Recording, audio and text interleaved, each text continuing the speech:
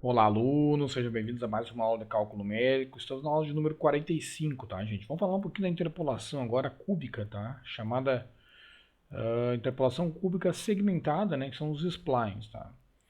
No geral, os splines, tá, gente? Eles são usados splines cúbicos, mas você pode fazer uma definição mais geral. Então, antes de falar dos splines cúbicos, vamos fazer uma definição geral de spline, tá? De ordem M, tá? Então, um spline é dado o conjunto de n pontos, então, né? No conjunto F tais que xj mais 1 maior que xj, ou seja, né, as abscissas são distintas, né, estão em ordem crescente. Então o spline, na verdade, ele de ordem m, ele interpola, né, esses pontos. Ela vai ser uma função S que tem algumas propriedades, né? Então vamos ver as propriedades do spline geral aqui, tá? Depois a gente especifica mais no spline cúbico, né? Então em cada intervalinho desse spline, né? Então veja bem, tu está agora segmentando a função, tá? Então tu vai fazer uma interpolação segmentada. Então algumas coisas têm que ser satisfeitas, né? Ou seja, tu espera, ou seja, que em cada um desses intervalos, né? E principalmente no segmento que você está trabalhando específico, né? No segmento xn-1 xn, né? S tem que ser um polinômio, esse spline S que eu estou chamando, ele tem que ser um polinômio de grau menor ou igual que m, certo? Normal, como a gente viu já na interpolação anterior, tanto de Lagrange quanto de diferenças divididas.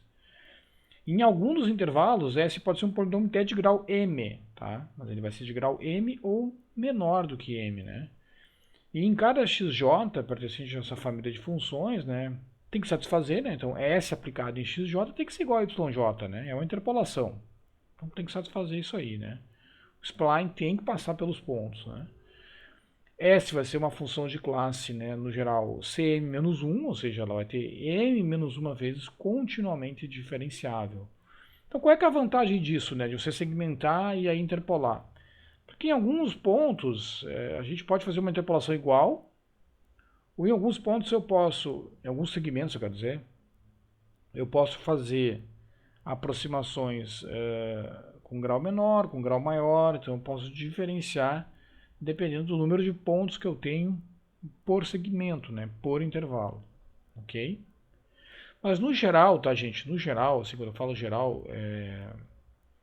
quando a gente trabalha realmente com interpolação, né, o spline cúbico já é de boa, já está de bom tamanho, ou seja, você conseguir uma função de terceira ordem já está excelente, né, para sua interpolação, tá? Funciona bem em vários casos, tá? Essas funções spline cúbicos, né, ou splines cúbicos, são as mais usadas, tá? Por ser funções suaves, né? O polinômio não tem um grau tão alto, né? Ela não produz um comportamento com oscilações, ou seja, você diminui um pouco aquela questão de pequenos erros, né, pode amplificar, né? Então as splines cúbicas são simples de lidar, né? São polinômios de baixa ordem e que vai te dar uma boa interpolação, tá? Mas assim, então, de uma maneira geral, né? A spline cúbica ou spline cúbico, como vocês queiram chamar, né? Vou chamar aqui de spline cúbica, né? Então, a spline cúbica,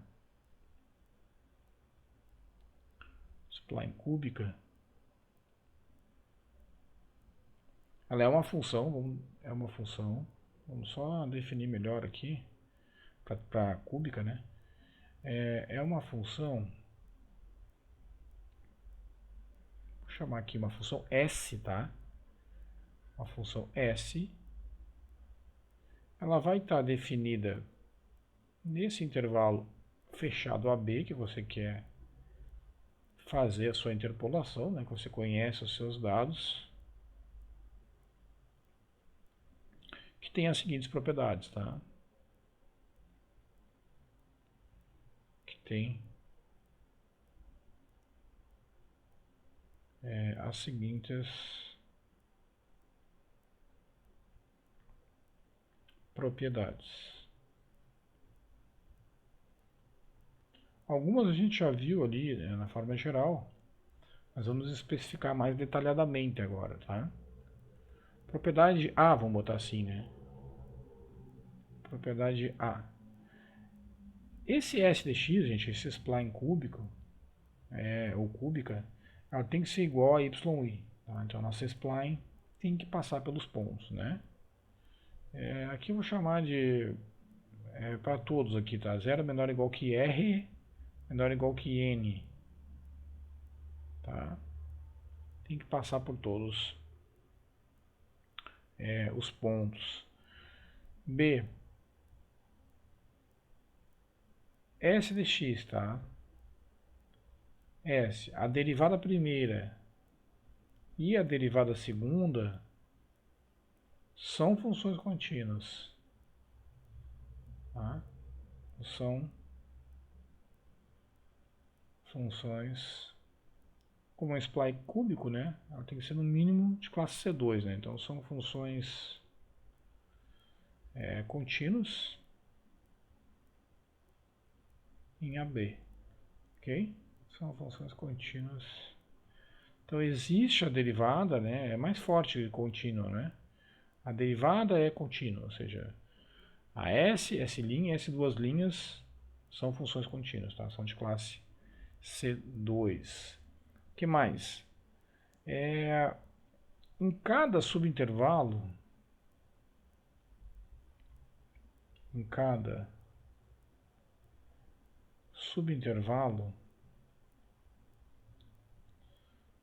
subintervalo, eu vou chamar assim de xi, xi mais 1, xi, ali é 1, tá, gente? Xi mais 1, opa, aqui é 1 aí, xi mais 1, xi, em cada um desses intervalinhos, tá? Onde o i aqui vai de 1 até n, cada um dos intervalos, S é um polinômio cúbico. Tá? S é um polinômio cúbico.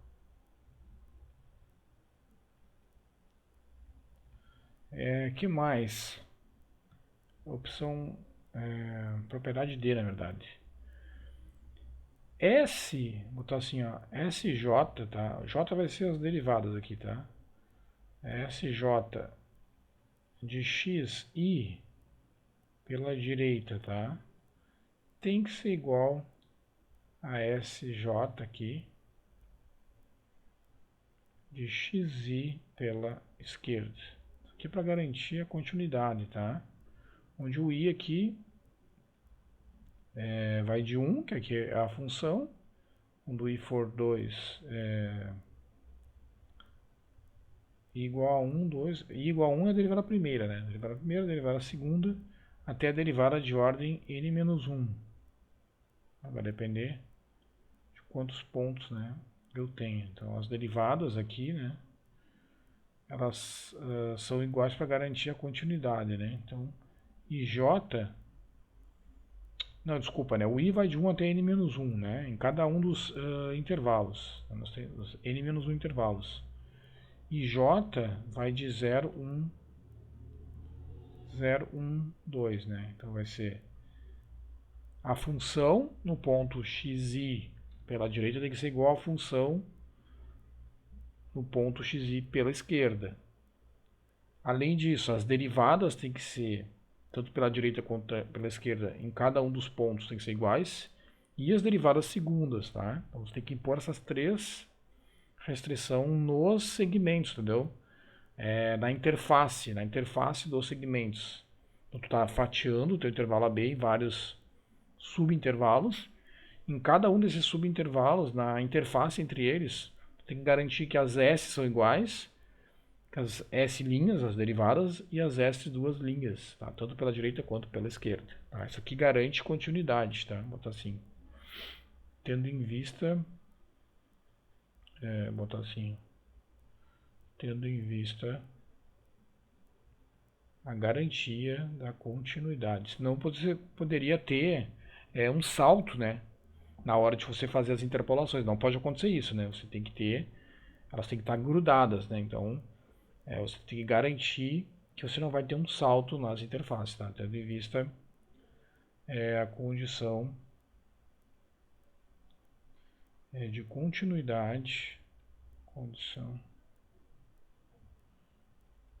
continuidade nas interfaces dos intervalos, tá? Nas interfaces dos